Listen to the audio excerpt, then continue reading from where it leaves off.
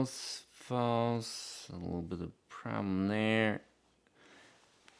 Before we get into the video, I would just like to briefly say, if you like what we've been doing on this channel and think there is a need for Christians to speak truth to the culture, I would like to ask you to support us financially to help us out with equipment costs and improve and grow our content and work here. I would ask you to support us on Patreon. Just click the link down below and become a member of the Third Option team and help us reach a world with Christ's truth. Thanks. Now, let's get into it. I've noticed a lot of millennial Gen X Christian YouTubers like the channel Inspiring Philosophy struggling with facing the real problems with evolution. Now, not to even mention how evolution and Christianity can even coexist. Now, I would like to briefly preface this critique with the fact that I like quite a bit of these guys' stuff, and a lot of the young Christian content out there I think is really great. There's a lot of deep stuff, a lot of really good, rich conversations. I just feel like there isn't much said against evolution by the younger Christian YouTubers these days. And if someone does say something, they're usually ridiculed by saying they're ignorant of science or they lack intellectual rigor or something else. So I would like to show why there is great evidence to doubt Darwin and his evolutionary theory or Neo-Darwinism or any of the other branches you wish to go by. Now, as a side thought, evolution was triumphed not as a more detailed understanding of God's design, but as a breakthrough theory in how you don't need any designer to explain life's complexities on this planet. So the idea that Darwin and others who promoted the theory accidentally promoted a great design argument just doesn't make any sense. I'm Nathan Collins, bringing you the truth of Christ in a post-truth culture. Many young Christian YouTubers find it scandalous that an intellectually rigorous Christian would actually believe in the idea that evolution doesn't work. It often seems like everything is on the table except to question evolution. Now, I can't really explain this as I can't read minds, but I really don't know why they are so uniform on this, almost like a badge of pride to some, like the channel Inspiring Philosophy, for instance. Well, today I'm going to drop some bombs on evolution, and we'll see what's left standing. To first start off, Darwin's theory of evolution wasn't just a theory that animals can make little changes to adapt to their environment. His theory was that the same mechanism that made adaptation possible in beak sizes could also change animals into whole new species, which is quite a theory to prove. Not only this, it was also a comprehensive theory for explaining all of life. Now, he had a lot of great arguments for the 1800s. We live in the 21st century and have learned unimaginably more than what Darwin ever knew about life and its details. Think about it. Darwin lived in a world before genetics and molecular biology. He simply just didn't know what he didn't know. And I'm going to show why that matters. Darwin's theory of evolution believed that creatures formed new species through tiny little changes over extremely lengthy amounts of time. Therefore, this should be reflected in the past. We should see this all the way through the fossil record. Now, Darwin knew this was a problem, even in his own day for his theory, when little had begun in observing the fossil record. Charles Darwin wrote, "Since innumerable transitional forms must have existed, why do we not find them embedded in countless numbers in the crust of the earth?" This is from The Origin of Species, page 162. Why is not every geological formation and every stratum full of such intermediate links? Geology assuredly does not reveal any such finely graduated organic chain. And this perhaps is the most obvious and gravest objection which can be urged against my theory. also from The Origin of Species. In Newsweek, they wrote, "In the fossil record, missing links are the rule. The story of life is as disjointed as a newsreel, in which species succeed one another as abruptly as Balkan prime ministers. The more scientists have searched for the transitional forms between species, the more they have been frustrated." Now, those are just a couple quotes from the state of things. There's actually a ton more we could go through if we had time. But it is very safe to say the evidence is not there in the fossil record. So that's kind of a big problem. We've had a long time to be searching. Darwin's theory will break down if you can just get tons of new species from no transitional species before it. Remember, Darwin's theory tries to explain everything. It doesn't just try to explain a little change. So if it fails in one part, the whole thing begins to unravel as a problematic theory. Well, we've had many years to dig and search the fossil record, and as you're looking through the layers of rock at the different species, you get to this one layer where there are tons of fossils of creatures found, and the layer before it, hardly any. This layer with all these species popping up out of nowhere is named the Cambrian explosion, because of how many species suddenly appear. The problem for evolution is obvious. No transitions from one species to the next, and way too many different species just popping up at once out of nowhere. Stephen Jay Gould wrote, "The extreme rarity of transitional forms in the fossil record persists as the trade secret of paleontology. The evolutionary trees that adorn our textbooks have data only at the tips and nodes of their branches. The rest is inference, however reasonable, not the evidence of fossils. We fancy ourselves as the only true students of life's history, yet to preserve our favored account of evolution by natural selection, we view our data as so bad that we never see the very process we profess to study." And that's from Evolution's Erratic Pace, Natural History, Volume 86. How does evolution account for this? The reality is it obviously can't. Now you can say, "Well, hold on there, random Christian guy on YouTube. There must be something else that is a factor in how life came to be on this planet than just saying God did it." Well, sure, there could be. But you can no longer hold to the view that all life came from a slow transition of little change over unimaginable lengths of time. It simply doesn't fit the evidence. So if the fossil record wasn't a problem enough, which it should be, another big problem with evolution is population genetics, which is a mathematical branch that tries to calculate how populations change over time. With all the many more intricacies we now know about life, with the mutation rate we know of a given species, how long it would take to change over time, even if something took 70 million years, that is just a blink of an eye, according to the math.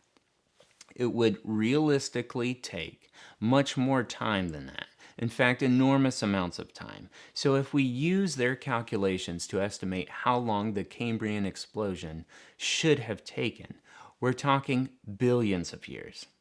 Now, the current estimates from non-Christian scientists for how long that layer should have been is 20 to 10 million, and that number is shrinking. A part of the Cambrian in China was described by their scientists as being around only 5 million years.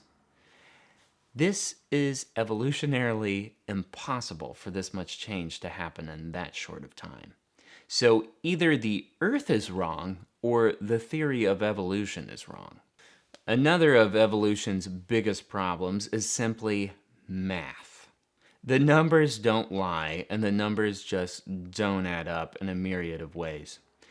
Combinatorial inflation, a term coined by Dr. David Berlinski, a philosopher and mathematician, He showed the problem of evolution quite plainly.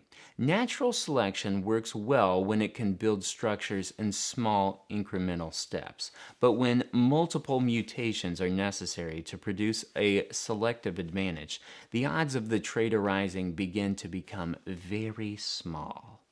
Michael Behe, professor of biochemistry at Lahey University, explains further. If only one mutation is needed to confer some ability, then Darwinian evolution has little problem finding it. But if more than one is needed, the probability of getting all the right ones grows exponentially worse. The more mutations you need to gain some selective advantage, the more the probabilities multiply and thus get smaller at an exponential rate.